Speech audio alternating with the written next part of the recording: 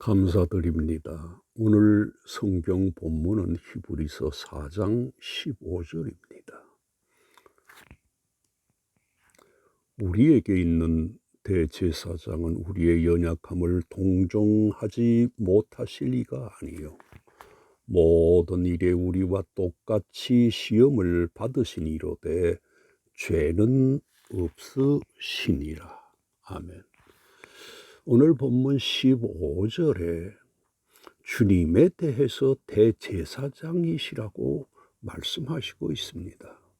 그래서 이 시간에는 우리의 대제사장이신 예수님에 대해서 말씀하려고 합니다. 주님이 누구의 대제사장이 되신다고 합니까? 이것에 대해 우리에게 있는 대제사장이시라고 하셨는데 여기에서 우리란 예수님을 나의 구주로 영접한 사람들을 말하는 것입니다. 이처럼 주님은 자기를 구주로 영접한 자들에게 대제사장이 되어 주시는 것입니다. 그러므로 믿음의 보상처럼 큰 것도 더 이상 없습니다. 그러므로 예수님을 영접한 우리들은 이 믿음을 그 무엇보다도 최고로 소중히 여겨야 합니다. 그래서 우리 믿음에 대해서 이렇게 말씀하시고 있습니다. 베드로전서 1장 17절에 너희 믿음의 확실함은 불로 연단하여도 없어질 금보다 더 귀하다고 하셨습니다. 그리고 베드로전서 1장 1절에서 베드로는 믿는 성도들에 대해서 그리스도의 의를 힘입어 동일하게 보배로운 믿음을 우리와 함께 받은 자들이라고 했던 것입니다. 우리가 이 말씀을 기억하고 우리의 믿음을 보배롭게 여기고 또 믿음을 더욱 돈독히 하려는 사람이 되어야 합니다. 그리고 왜 주님이 대제사장이시라고 하신 것일까요? 그 이유는 대제사장의 직무가 백성들이 지은 죄를 하나님께 제사를 드림으로 사죄를 하는 일을 했는데 주님이 믿는 우리들의 죄를 사하시는 분이시기 때문에 대제사장이시라고 하신 것입니다. 동시에 예수님을 영접한 우리 믿음의 사람들은 대제사장이신 예수님으로 인해 죄사함을 받게 된 것입니다.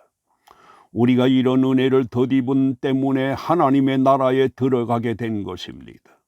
이처럼 주님이 우리들에게 베푸시는 은혜는 모든 것을 다 주시는 은혜입니다. 그러므로 우리 성도된 이들이 받을 은혜는 이미 받은 것에 비교되지 않는 엄청난 것들이 있습니다. 바로 이러한 바를 믿는 것이 소망입니다. 이런 소망을 가지고 살도록 합시다. 그리고 주님이 어떻게 우리들의 대제사장이 되신 것일까요? 일반 대제사장들의 경우는 레위 지파 중 아론의 자손들이 제사장이 되었습니다. 그러나 주님의 대제사장직은 쉽게 된 것이 아닙니다. 친히 하늘의 모든 것을 다 버리시고 사람이 되어 이 세상에 오신 것입니다. 그리고 갖은 고난을 다 겪으셨습니다. 우리가 이런 사실에서 기억해야 할 것이 있는데 그것은 우리 인생들의 지은 죄가 쉽게 해결되는 것이 아닙니다 라고 하는 것입니다. 이런 처지에 있는 우리들을 위해 주님이 이렇게 어려운 일을 하신 것입니다. 이런 은혜를 입은 우리들도 주님이 원하시는 것이라면 아무리 힘들고 어려워도 기쁨으로 그 일을 감당하여야 합니다. 그리고 주님이 우리들에게 어떤 대제사장이셨습니까? 이것에 대해 우리에게 있는 대제사장은 우리의 연약함을 동정하지 못하실 이가 아니요 라고 말씀하시고 있습니다. 세상에 이런 제사장이 또 어디 있겠습니까? 이런 제사장은 그 어떤 시대에도 없었고 예수님 당시 사두개인들이 제사장들이었는데 그들이 제사장의 일을 하면서도 생활이 여유로워지니까 신앙적으로 타락해 부활도 부족하는 사람이 되었던 것입니다. 다시 말해 신앙도 없는 제사장들이었던 것입니다. 우리 주님은 우리들의 대제사장으로서 죄 있는 우리들을 탓하지 않으셨습니다. 그래서 주님도 이렇게 말씀을 하셨습니다. 인자가 온 것은 섬김을 받으려 함이 아니라 도리어 섬기려 하고 자기 목숨을 많은 사람의 대속물로 주려 함이라고 하셨습니다. 죄 있는 우리들을 책하시는 것이 아니라 마태복음 11장 28절에서 수고하고 무거운 짐진 자들아 다 내게로 오라 내가 너희를 쉬게 하리라고 하셨습니다. 그러므로 우리들도 잘못한 사람들에 대해 손가락질할 것이 아니라 그들에게 예수 그리스도의 이 부르심을 말해야 할 것입니다. 그러면 주님이 어떻게 일반 대제사장들과 다른 대제사장이 되신 것일까요? 이것에 대해서 우리의 연약함을 동정하지 못할 리가 아니요 모든 일에 우리와 똑같이 시험을 받으신 이시라고 합니다.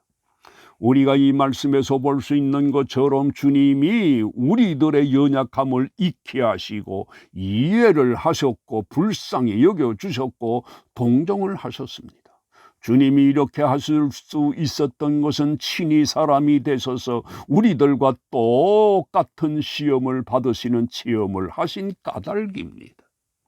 사랑하시는 성도 여러분, 어떤 사람이 고생을 하고 힘들게 살게 되면 이것을 바탕으로 해서 다른 사람들을 이해해야 하는데 그렇게 되지 않고 오히려 더 사나워지는 경우도 있습니다. 그러나 주님은 정반대이셨습니다. 그리고 또 주님이 일본 대제사장들과 다르셨던 것이 또 있는데 그것이 무엇이었을까요?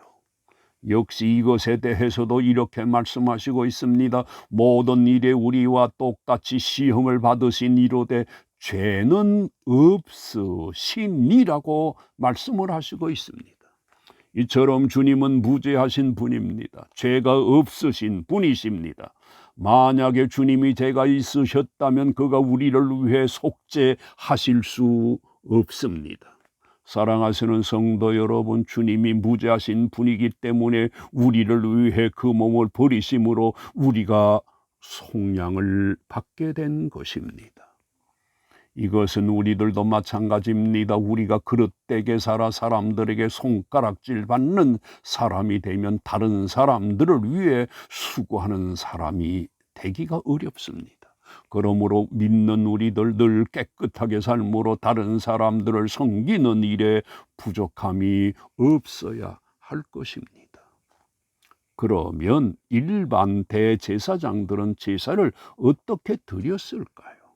이것에 대해 이렇게 말씀을 하시고 있습니다. 에스라 6장 20절에서 사람들이 일제히 몸을 정결하게 하여 다 정결함에 사로잡혔던 자들의 모든 자손과 자기 형제 대제사장들과 자기를 위하여 유월절 양을 잡았다고 제사장들도 자기를 위해서 제물을 드려야 했습니다. 레위기 4장 3절에서도 말씀하십니다. 제사장이 범죄한 경우에 만일 기름을 받은 제사장이 범죄하여 백성의 허물이 되었으면 이라고 그리고 숫송아지를 속죄로 삼아 여호와께 드리라고 했습니다.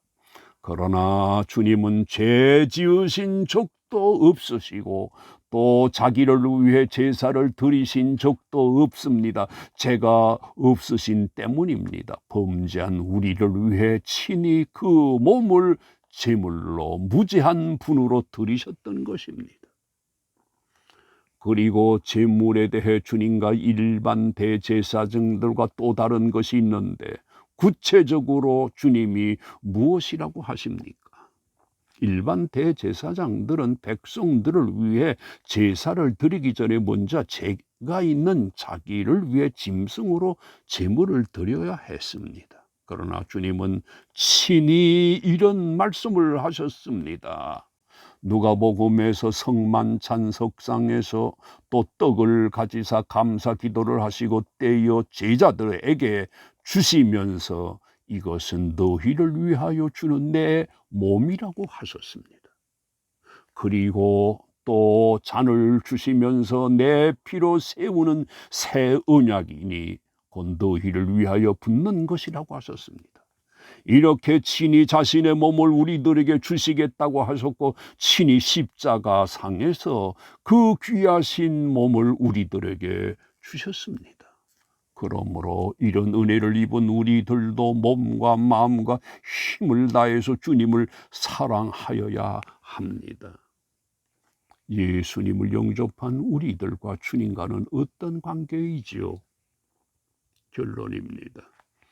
주님은 이렇게 말씀하셨습니다. 내 마음을 다하고 목숨을 다하고 뜻을 다하고 힘을 다하여 주 너희 하나님을 사랑하라 하신 것이요 둘째는 이것이 내 이웃을 내 자신과 같이 사랑하신 것이라 이보다 더 큰 계명이 없느니라고 하셨습니다. 그러므로 오늘도 대제사장이 되어주신 주님을 좇아 우리들도 사람을 동정하는 사람, 그리고 우리들도 경건하게 살도록 애써야 할 것입니다.